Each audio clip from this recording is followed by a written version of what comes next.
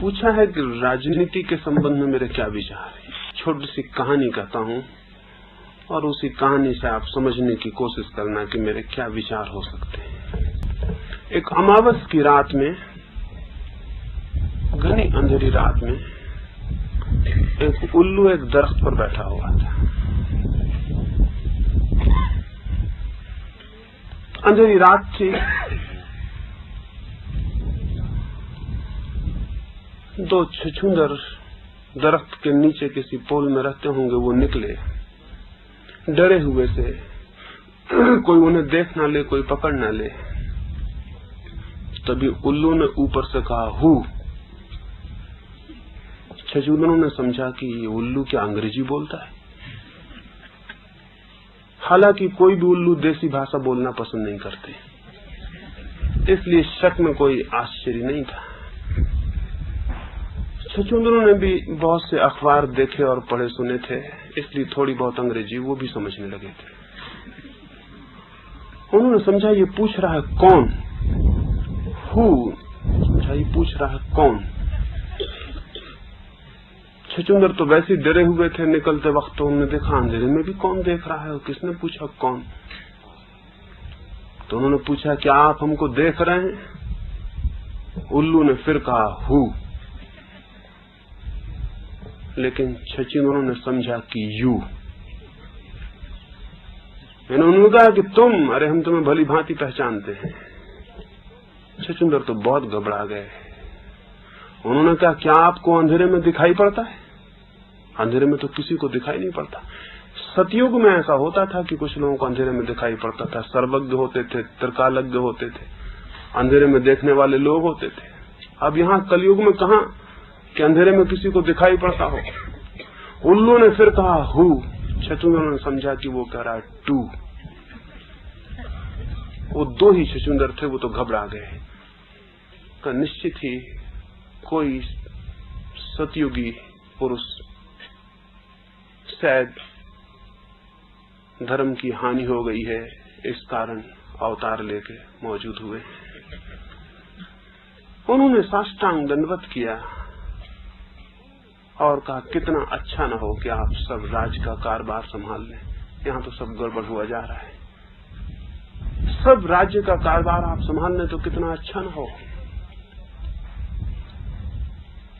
वो गए और उन्होंने अपने राज्य के एक मंत्री को जाके निवेदन किया कि अब राज्य के नेता के लिए किसी को खोजने की जरूरत नहीं।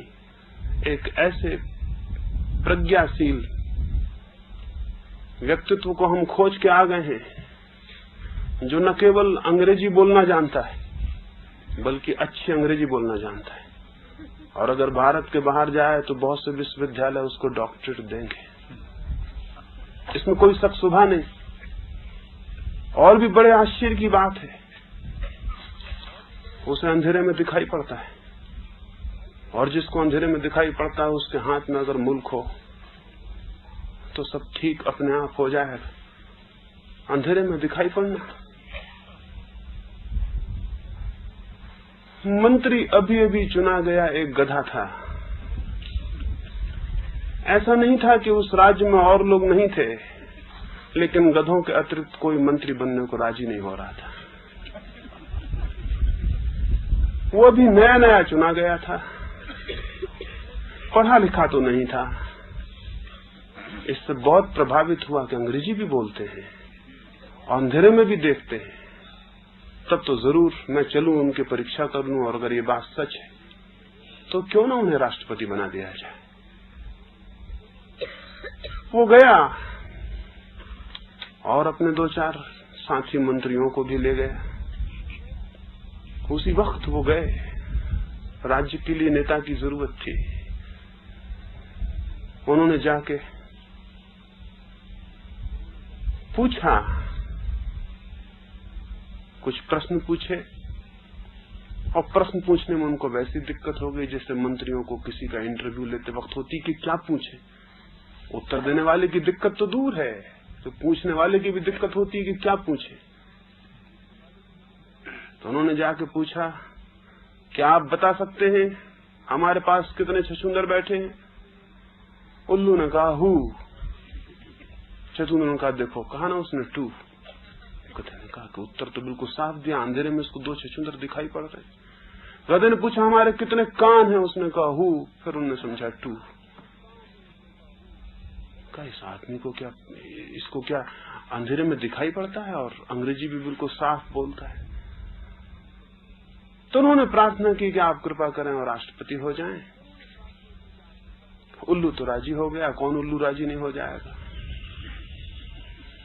वो वापस लौटे, कहा कि कल दोपहर में आपका स्वागत होगा, ओथ सेरेमनी हो जाएगी, वहीं फिर आपको शपथ ग्रहण हो जाएगी। कल दोपहर आप आ जाएं, राजभवन आ जाएं। फिर गए तो रास्ते में एक लोमड़ी मिल गई, वो पत्रकार थी।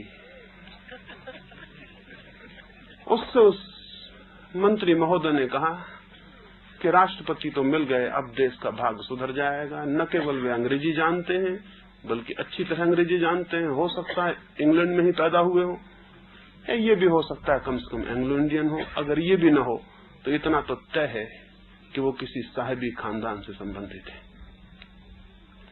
और फिर बड़ी बात यह है कि उनको रात में दिखाई भी पड़ता है, और मुल्क में अंधेरा भारी है, जिसको रात में दिखाई पड़ता है वो तो नौका खेके ले जाएगा।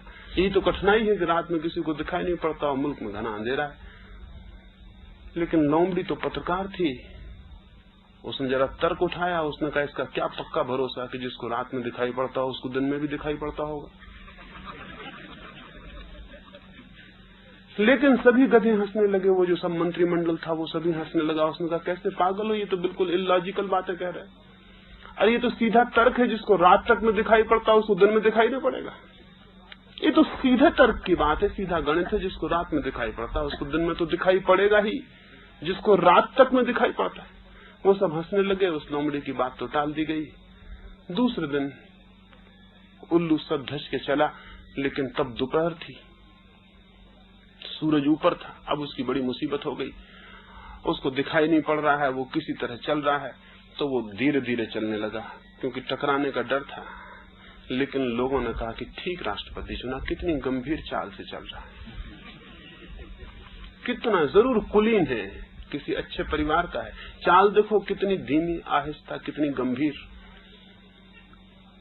वो गंभीर चलता हुआ, वो अपना डरा हुआ है क्योंकि अब उसको दिन में दिखाई नहीं पड़ रहा है, बहुत थोड़ी थोड़ी झलक मिल रही है, आंखें उसकी झपटी जाती हैं, लेकिन वो अपने को साधे हुए, संयत, चाल ढाल सब संयत, वो वहां पहुंचा। उन सब ने स्वागत किया, उसको मालाएं पहनाई, वो उस राज्य का राष्ट्रपति हो गया। अब वो राष्ट्र को आगे बढ़ाने के लिए आगे बढ़ा। अब दिन का वक्त था, दोपहर तेज थी, देर तक धूप पड़ने से और देर तक फूल मालाएं और फोटोग्राफर और उनके फ्लैश लाइट की चमक, उल्लू बड़ी दिक्कत में पड़ गया। उसको अब कुछ भी नहीं सूझ रहा था। अब वो किसी तरह वापस भाग के अपने घर पहुंचना चाहता था कि झंझट से छूटे और अंधे होने का पता न चल जाए। वो चला तो अब जब नेता चला तो उसके पीछे सारे जानवर चले, सारा मंत्रिमंडल चला। अब उल्लू को कुछ दिखाई नहीं पड़ रहा है, वो गड्ढों में गिर पड़ता है, रास्तों के उल्टे सीधे हिस्सों पर पहुंच जाता है। तो उसके पीछे उचक उचक के वो जानवर भी गिरने लगे जिनको दिखाई पड़ता था, क्योंकि जहां नेता जाता है वहां अनुयायी जाते हैं। और जब उनको चोटें लगने लगी और टांगे टूटने लगी तो उल्लू ने कहा घबराओ मत, ये तो बनते हुए राष्ट्र में अनेक मुसीबतें आती ही हैं और अनेक चोटें आती हैं, और जो शहीद हो जाएंगे वो भी न घबराएं। शहीदों की कब्रों पर जुड़ेंगे मेले, उनकी चिताओं पर मेले भरेंगे, तो बिल्कुल मत घबराओ। लेकिन कुछ मरने लगे पक्षी पशु, कुछ तो छोड़ के भाग गए, लेकिन मंत्रिमंडल के लोग कहां जाते भाग के, क्योंकि जो मंत्रिमंडल में घुस जाए उसके लिए बाहर दुनिया में फिर भागने की कोई जगह नहीं रह जाती। उसको और ऊपर ही ऊपर जा सकता है, पीछे नहीं जा सकता। तो उनको तो राष्ट्रपति के पीछे जाना ही था, तो वो तो गए, गिरने लगे, लेकिन जहां राष्ट्रपति जाए वहीं उनको जाना पड़े। अनेक उसमें मर गए। तो राष्ट्रपति ने कहा घबराओ मत, तुम्हारी पत्नियों को महावीर चक्र प्रदान करेंगे, बड़े बड़े ओहदे देंगे, तुम्हारे फोटो लगाएंगे, देश में तुम्हारा नाम होगा। देश ऐसी तो बनता है, जब कोई मरेगा नहीं तो देश कुर्बानी नहीं देगा तो बनेगा कैसे। बात तो ठीक ही थी। और विश्वास से पीछा करो, क्योंकि विश्वास फलदायी है। सोच विचार की इसमें जरूरत नहीं है। सोच विचार सभी करने लगेंगे तो मुल्क मर जाएगा। सोच विचार मुझ पे छोड़ो। आखिरकार किसी तरह वो उस रास्ते पर पहुंच गए जो राजपथ था, कंक्रीट का बना हुआ बड़ा पथ था। तो सब मंत्रिमंडल के लोग प्रसन्न हुए कि देखो आखिर मुसीबत झेली, परेशानी हुई, कई योजनाएं गुजरी, लेकिन फिर आ तो गए, हम आ तो गए। आखिर राजपथ पर जब नेता का पीछा किया, कुर्बानी दी, तो आखिर राजपथ मिल गया। आ गए राजपथ पर। वो राजपथ पर बीच में उल्लू चलने लगा, आसपास उसका मंत्रिमंडल, बाकी जनता तो घसीट के पीछे रह गई थी। अब तो कोई साथ नहीं था जनता में से, तब कोई साथ नहीं था। मंत्रिमंडल था और राष्ट्रपति थे और वो चले जा रहे थे। और तभी उधर से जोर से एक ट्रक कोई 50-60 मील की रफ्तार से आता हुआ, लेकिन उल्लू को तो दिखाई नहीं पड़ता था। वो तो अकड़ से चला जा रहा था। उसके आसपास मंत्रिमंडल चल रहा था, लेकिन गधों को दिखाई पड़ता था। गधों ने कहा कि देखिए तो सामने से ट्रक आ रहा है, आप डरते नहीं हैं, बड़े निर्भय मालूम होते। उल्लू ने कहा, कौन डरता है? जब नेता न डरे तो अनुयायी क्यों डरे? और डरे तो फिर मंत्रिमंडल में रहने की गुंजाइश न रह जाए। तो वो बढ़ते ही गए, आखिर वो ट्रक ऊपर ही आ गया और वो राष्ट्रपति और मंत्रिमंडल सब उसके नीचे दब गए। वो सब लाशें पड़ी रह गई। पीछे ट्रक जहां लिखा रहता है हॉर्न प्लीज, वहां ये नहीं लिखा था, वहां लिखा था समय काल। ये छोटी सी कहानी मैं कहता हूं, और जिंदगी की धुरी करीब करीब ऐसी मूर्खताओं के किनारे पर बहुत अनेक सदियों से घूमती रही है और आज भी घूम रही है। और ऐसा नहीं कि किसी एक देश का ऐसा दुर्भाग्य हो, सारी दुनिया का ऐसा दुर्भाग्य है। जब तक राजनीति सर्वोपरि है, तब तक मनुष्य के जीवन में न तो आनंद हो सकता है, न शांति हो सकती है। क्योंकि राजनीति सर्वोपरि होने का अर्थ यह है, इस जीवन में, इस जगत में जो सबसे ज्यादा एम्बिशियस होंगे, सबसे ज्यादा महत्वाकांक्षी होंगे, वो सबसे ऊपर पहुंच जाएंगे। और जो महत्वाकांक्षी है, उसे अपने अतिरिक्त किसी से कोई मतलब नहीं होता। वो बातें सब करता हो, उसे अपने अतिरिक्त और कोई मतलब नहीं होता। अगर उसे अपने अतिरिक्त किसी और से मतलब होता तो वो महत्वाकांक्षी नहीं हो सकता था। महत्वाकांक्षी व्यक्ति हिंसक होता है और महत्वाकांक्षी व्यक्ति अंधा होता है। महत्वाकांक्षा अंधा कर देती है, वो कुछ भी कर सकता है।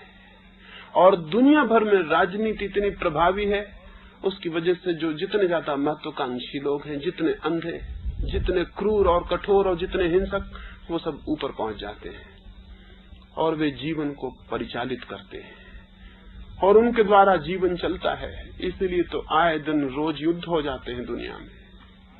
3000 साल में 4500 युद्ध हुए हैं मनुष्य जाति के इतिहास में। ये घबराने वाला तथ्य नहीं मालूम होता आपको? ये कितना आश्चर्यजनक है। 3000 साल के इतिहास में 4500 लड़ाइयां, मसलन रोज ही लड़ाई चलती रही है। और जिन दिनों लड़ाई नहीं चली है, वो दिन शांति के दिन नहीं रहे, नई लड़ाई की तैयारी के दिन रहे। उस वक्त नई लड़ाई की तैयारी चलती रही है। मतलब आदमी के इतिहास को 2 हिस्सों में बांटा जा सकता है, लड़ने का समय और लड़ाई की तैयारी करने का समय। शांति जैसी चीज आज तक न जानी गई है और न परिचित है। और ये कैसे हुआ है? राजनीतिक केंद्र है, तब तक ऐसा ही होगा, क्योंकि जो महत्वाकांक्षी है वो हिंसक है, और जो हिंसक है वो अंततः युद्ध में ले जाएगा। चाहे किसी भी मार्ग से जाए, राजनीति की अंतिम परिणति युद्ध है। राजनीतिक दृष्टि ही युद्ध और हिंसा पर खड़ी होती है। अगर मेरे भीतर राजनीतिक होता है तो मैं कोशिश करता हूं कि आपको पीछे हटाऊं और मैं आगे जाऊं। मेरे मन में पॉलिटिशियन का अर्थ ये नहीं है कि जो आदमी सिर्फ इलेक्शन लड़ता है वो राजनीतिक हो गया। मेरी दृष्टि में राजनीतिक से अर्थ है वो व्यक्ति जो दूसरों को पीछे हटा के खुद आगे जाना चाहता है किसी भी दिशा में।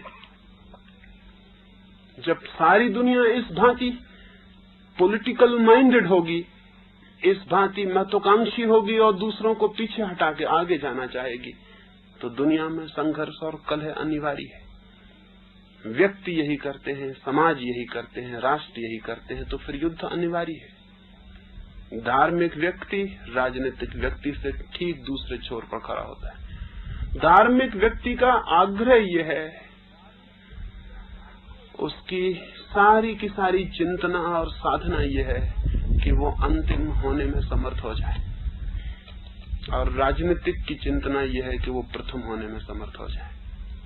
क्राइस्ट ने एक वचन कहा है कि धन है वे जो अंतिम होने को राजी हैं, और सच में ही वे धन है जो अंतिम होने को राजी हैं।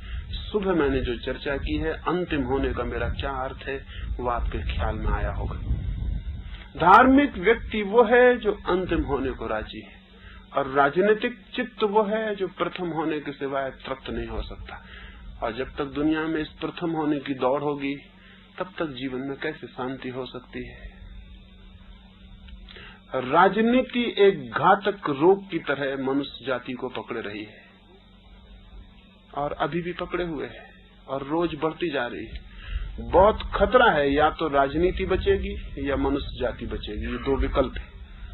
अगर दुनिया में राजनीतिक चित्तता इसी तरह बढ़ती गई तो मनुष्य नहीं बचेगा, मनुष्य नहीं बच सकता है। राजनीति का अंतिम परिणाम तीसरा महायुद्ध होगा, अंतिम परिणाम, और वो युद्ध होगा विश्व युद्ध। वो कोई ऐसा युद्ध नहीं होगा कि छोटी मोटी लड़ाई जो हम पहले लड़ते रहे, वो राणा प्रताप और शिवाजी वाली लड़ाई होने वाली नहीं है कि निकाल ली तलवार और खड़े हो गए। वो अब नहीं होने वाली। घोड़े मोड़े पर बैठ के बहादुरी दिखाने का मौका नहीं है। वो लड़ाई तो बहुत अद्भुत होने वाली है, वो तो होने वाली है टोटल वार, वो तो होगा समग्र युद्ध, उसमें तो सारी मनुष्य जाति नष्ट होगी। और राजनीतिक सारी दुनिया में कहते हैं हम शांति चाहते हैं। बड़ी आश्चर्य की बात है, राजनीतिक शांति चाह ही नहीं सकता, क्योंकि जो शांति चाहता है उसे अंतिम खड़े होने के लिए राजी होना चाहिए। जो युद्ध चाहता है उसे प्रथम होने की चेष्टा करनी चाहिए। प्रथम होने की चेष्टा करने वाला कहे कि हम शांति चाहते हैं तो झूठी बातें कर रहा है। वो वैसी बातें कर रहा है जिसे मछलियां पकड़ने को कांटे पर आटा लगा देते हैं। आटा खिलाने की इच्छा नहीं होती मछलियों को, कांटे में फंसाने की इच्छा होती है, लेकिन बिना आटे के मछली नहीं फंसती है। बिना शांति की बातें की युद्ध नहीं होता है। सारे दुनिया के सभी युद्ध शांति के नाम पर लड़े गए हैं। शांति चाहते हैं इसलिए युद्ध करेंगे, शांति के लिए युद्ध। अभी हिंदुस्तान में लोग कहते थे कि अहिंसा की रक्षा के लिए हिंसा। ऐसी मूढ़ताएं भी कहते वक्त कोई संकोच नहीं होता है। शांति के लिए युद्ध। सब युद्ध अच्छे अच्छे नामों के लिए लड़े गए हैं, क्योंकि आटा लगाना पड़ता है कांटे में, तब मछली फंसती है। और राजनीतिक समझता रहा है मनुष्य के मन को, अच्छे अच्छे नारे और पीछे युद्ध, अच्छे अच्छे नारे और पीछे हिंसा, अच्छी अच्छी बातें और पीछे सब विकृति आगे आ जाती है। अब वो विकृति इतनी बड़ी हो गई है कि हो सकता है पूरी मनुष्य जाति समाप्त हो जाए। तो क्या अब और भी मनुष्य जाति को राजनीतिक रहने की सुविधा है? मेरी दृष्टि में नहीं, क्योंकि राजनीति अंतिम मृत्यु हो जाएगी। वक्त आ गया कि मनुष्य का राजनीति से छुटकारा होना चाहिए। उसका चित्त राजनीतिक नहीं रह जाना चाहिए। जीवन में बड़े मूल्य हैं, संस्कृति के मूल्य हैं, धर्म के मूल्य हैं, साहित्य के मूल्य हैं, काव्य के, प्रेम के, सौंदर्य के, सब छीन हो गए हैं। सबके ऊपर राजनीतिक बैठ गया है, सब विलीन हो गया है, सबके केंद्र में राजनीति हो गई है। ये तो ऐसे हुआ है जैसे कि किसी के व्यक्ति के व्यक्तित्व में आत्मा तो गौण हो जाए, हाथ पैर प्रमुख हो जाएं, तो व्यक्तित्व कुरूप और अपंग हो जाएगा। मनुष्य के जीवन में राजनीति केंद्रीय नहीं हो सकती, नहीं उसे होना चाहिए। धर्म केंद्रीय होना चाहिए। सौंदर्य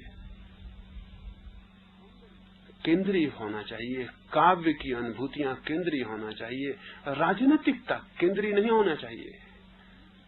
लेकिन इस समय तो, और इस समय क्या, हमेशा से राजनीति प्रमुख रही है, केंद्रीय रही है।